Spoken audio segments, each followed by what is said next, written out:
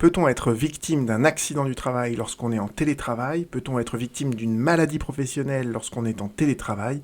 Et dans un cas comme dans l'autre, est-ce que l'on peut faire reconnaître la faute inexcusable de son employeur en raison de cet accident ou de cette maladie qui sont survenus à cause du télétravail? C'est les trois questions que je voudrais traiter dans trois vidéos différentes, et voici aujourd'hui donc la question de l'accident du travail en télétravail. Regardons ce que nous dit la loi, ce que nous disent les conventions collectives et ce que nous dit enfin la jurisprudence. Alors, le télétravail, c'est défini aux articles 12, 22, 9 et ses suivants du Code du travail, et le télétravailleur, c'est celui qui donc effectue sa prestation de travail en dehors des locaux de l'employeur, de façon volontaire, en utilisant des technologies de l'information et de la communication, autrement dit Internet. D'accord ? Donc ça, c'est la définition du télétravail, et il faut bien garder en tête que le télétravail, il peut s'effectuer au domicile du salarié ou dans un espace de coworking. Et on va voir que ça peut avoir une incidence sur la preuve, justement, de l'accident du travail ou de la maladie professionnelle. Donc ça, c'est la définition du télétravail, et le tout dernier alinéa de cet article du Code du travail nous dit que l'accident qui survient sur le lieu où est exercer le télétravail et pendant l'exercice de l'activité professionnelle du télétravailleur est présumé être un accident du travail au sens du Code de la sécurité sociale.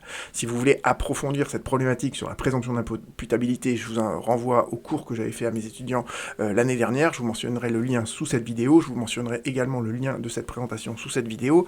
Mais on va reprendre ça. En fait, ce dernier alinéa, il n'est pas surprenant en lui-même. Pourquoi ? Parce que le télétravail, c'est juste un mode d'organisation du travail. Et pendant le télétravail, on considère que finalement, le salarié, lorsqu'il est à son domicile ou dans un espace de coworking, eh bien, c'est son nouveau lieu de travail transitoire pendant 2 ou 3 jours par semaine, les jours où il n'est pas présent dans l'enceinte de l'entreprise. Et pendant qu'il est dans cet espace de coworking, eh bien, il travaille, d'accord ? Donc, en fait, il effectue bien sa prestation de travail. Donc, en fait, toutes les conditions sont réunies pour que l'on applique l'article 411.1 du Code de la sécurité sociale, pour que l'on applique ce qu'on appelle le livre 4 de la sécurité sociale sur les accidents du travail et les maladies professionnelles. Donc cet alinéa, c'est une évidence, mais ça va encore mieux, entre guillemets, quand on dit cette évidence. Donc le Code du travail nous dit bien que le salarié bénéficie de la présomption d'imputabilité lorsqu'il est dans son télétravail.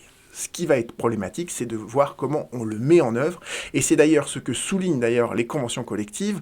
Pendant la pandémie, les partenaires sociaux se sont réunis et ils sont parvenus à conclure ce qu'on appelle un accord national interprofessionnel, dont je vous mentionnerai le lien donc sous cette vidéo.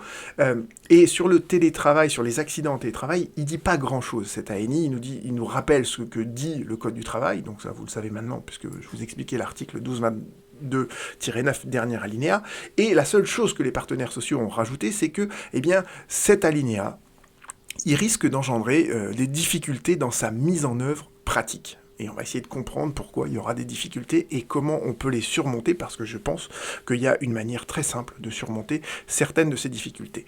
Et que disent les autres conventions collectives, les conventions collectives de branche, les accords de groupe, les accords d'entreprise, les accords d'établissement? Eh bien en fait, ils ne peuvent rien dire de ce point de vue-là. Pourquoi ? Parce qu'en fait, le livre 4 de la sécurité sociale sur les accidents du travail, les maladies professionnelles et la faute inexcusable de l'employeur, ce sont des dispositions qu'on dit d'ordre public. On ne peut pas négocier là-dessus. Les partenaires sociaux ne peuvent pas négocier sur de quelle manière on va reconnaître un accident du travail ou une maladie professionnelle ou les modes de preuve, etc. Donc, en fait, l'application du Code de la sécurité sociale, ça ne peut pas faire l'objet d'une négociation collective. Donc, vous voyez que de ce point de vue-là, les conventions collectives, à part nous dire que ça va être difficile à mettre en œuvre, elles ne nous disent rien.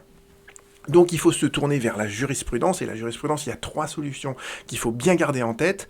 La première solution, vous la connaissez si vous suivez cette chaîne, c'est la solution sur la présomption d'imputabilité. À chaque fois qu'on a un accident qui survient au temps et au lieu du travail, c'est 2 conditions cumulatives, au temps et au lieu du travail, il y a une présomption qu'on est en présence d'un accident du travail, sauf si l'employeur arrive à rapporter la preuve d'une cause totalement étrangère au travail. Alors reprenons donc cette présomption, c'est une présomption simple que l'employeur peut renverser, et cette présomption, elle s'applique quand il y a les 2 conditions qui sont revenues, le temps et le lieu. Alors, le lieu du télétravail, d'accord, il est défini par l'employeur et le salarié, qui se mettent d'accord au moment où ils mettent en place le télétravail, selon que le salarié va faire son télétravail à son domicile ou éventuellement dans un espace de coworking. Donc de ce point de vue-là, en fait, le lieu, il est identifié préalablement, et donc cette condition-là ne devrait pas poser de problème. Ce qui pose problème, en revanche, ce qui peut poser problème, c'est le temps de travail, le temps du télétravail. Parce que justement, l'employeur, il a peut-être même il souhaite ne pas trop savoir quel est le temps du télétravail.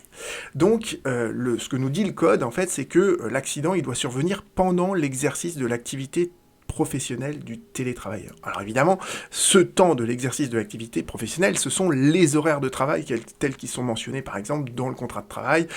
S'il y a des horaires collectifs, eh bien dans ces cas-là, on applique les horaires collectifs. Si c'est des horaires individualisés, on se fonde sur ce que l'employeur a individualisé vis-à-vis du salarié.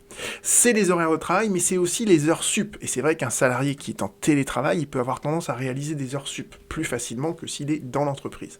Je vous rappelle sur ce point que vous pourrez revoir mon autre vidéo sur le principe des heures sup, c'est que le salarié, il peut effectuer des heures sup et il a le droit à la rémunération de ces heures sup, soit parce qu'il y a un accord au moins implicite de la part de l'employeur pour que le salarié effectue ces heures sup, soit parce que, en fait, les tâches qui ont été confiées au salarié, elles nécessitent un travail du salarié qui déborde ses horaires de travail et qui donc rendent nécessaire le fait qu'il travaille en heures supplémentaires. Donc, vous voyez que l'exercice de l'activité professionnelle du télétravailleur, c'est ses horaires classiques de travail, mais c'est aussi les heures sup qu'il peut être amené à effectuer, et ce sera à lui de rapporter la preuve de ces heures sup. Je vous renvoie à l'autre vidéo sur la preuve des heures sup que j'ai réalisée de ce point de vue-là.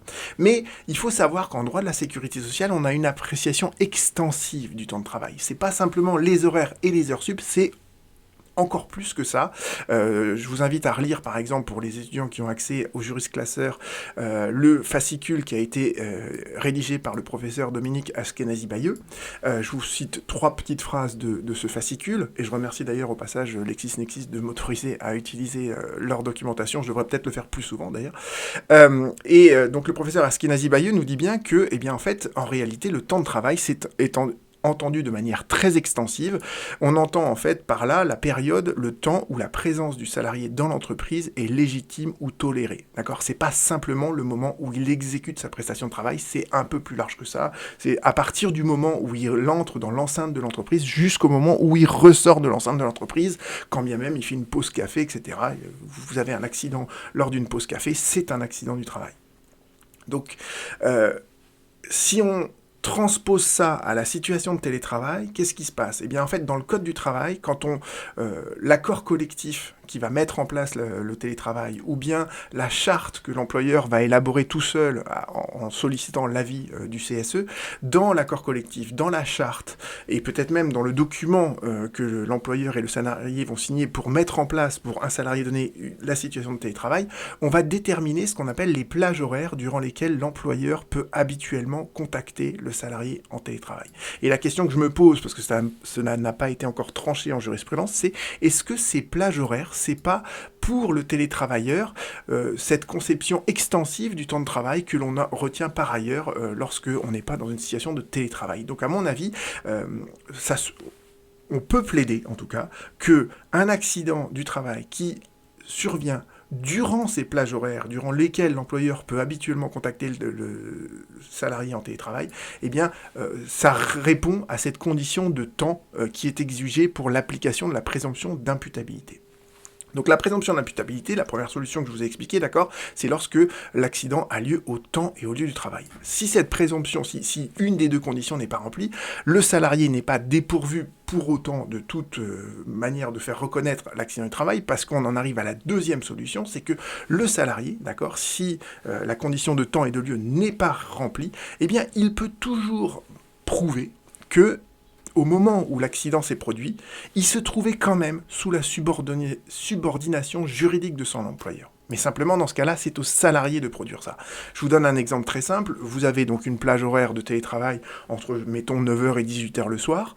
Et puis, ce soir-là, en fait, l'employeur envoie un mail au salarié en disant « Il me faut à tout prix pour demain matin que vous fassiez telle chose ». Donc, si le salarié, dans ces cas-là, il travaille le soir et qu'il a un accident du travail chez lui le soir, en fait, il pourra prouver que ce soir-là, effectivement, c'était pas son horaire de travail normal, mais au regard du mail que lui a envoyé son employeur, il se trouvait ce soir-là, sous la subordination juridique de son employeur, à faire un travail urgent pour le lendemain. Donc vous voyez que la présomption d'imputabilité, c'est facile, c'est quelque chose de facile quand on est bien sur un événement qui, vous voyez, se situe bien au temps et au lieu du travail. Mais si cet événement se situe en dehors du temps et du lieu du travail, à ce moment-là, c'est simplement au salarié de rapporter cette preuve. Et on en arrive enfin à la troisième solution qui répond un peu à ce que disaient les partenaires sociaux à propos des difficultés de mise en œuvre pratique de cette présomption d'imputabilité et des solutions que je viens de vous exposer, c'est qu'en fait, eh bien, il y a une solution absolument constante de la Cour de cassation qui dit « Il appartient aux salariés dont les seules allégations ne sont pas suffisantes à cet égard de démontrer la matérialité de l'accident du travail dont il se prétend victime. » D'accord ? Autrement dit, et vous retrouverez donc tous ces arrêts dans ma présentation, c'est tous les arrêts de la Cour de cassation récents sur cette question. Vous voyez, là on dit, c'était un accident qui était dans une entreprise, hein. On vous dit, il n'y avait aucun témoin qui n'a assisté à ce fait accidentel. Personne ne peut confirmer ce qui s'est produit. Vous voyez, pareil. Il n'y a aucun témoin qui était présent, aucune attestation qui vient corroborer ce que dit le salarié. Voilà, la chute s'est produite sans témoin. Vous voyez, tous ces arrêts de la Cour de cassation où vous dit en fait, l'accident, il y a eu un accident, le salarié prétend avoir été victime d'un accident au sein de l'enceinte de l'entreprise, sauf que personne n'était là pour voir cet accident. Et vous voyez que c'est ça en fait la difficulté pratique majeure de l'accident en télétravail, c'est que quand vous êtes à votre domicile, généralement, vous y êtes tout seul. Donc l'accident qui se produit au domicile du salarié, eh bien en fait, souvent, il n'y a aucun témoin. Et c'est ça, en fait, la grosse difficulté de mise en œuvre pratique de la présomption d'imputabilité. Sauf que, quand on y réfléchit un peu, en fait, on peut prouver un accident du travail plus facilement quand on est dans un espace de coworking. Parce que justement, dans un espace de coworking, a priori, il y a d'autres personnes autour de vous.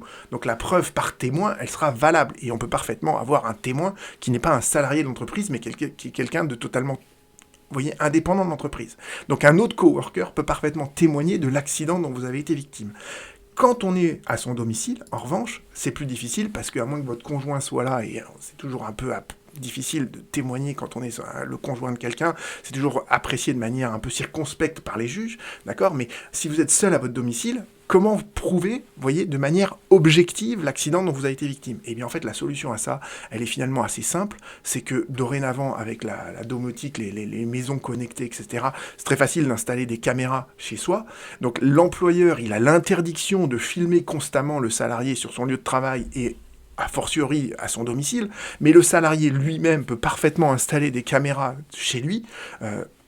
C'est très facile à faire, et dans ces cas-là, en fait, s'il est victime d'un accident du travail, eh bien, il produira juste la section de la vidéo où on voit qu'il a l'accident qui s'est produit, dont il est victime. Donc, à mon avis, en fait, les difficultés pratiques de mise en pratique qu'évoquent les partenaires sociaux, c'est cette jurisprudence de la Cour de cassation, et cette jurisprudence de la Cour de cassation, on peut très facilement résoudre ce problème de preuve objective, tout simplement en installant, vous voyez, des caméras de surveillance de chez soi, etc. Donc voilà, je pense qu'on peut facilement prouver qu'on est victime d'un accident du travail quand on est en télétravail. Et demain, je vous explique comment on peut être victime d'une maladie professionnelle en télétravail. À bientôt.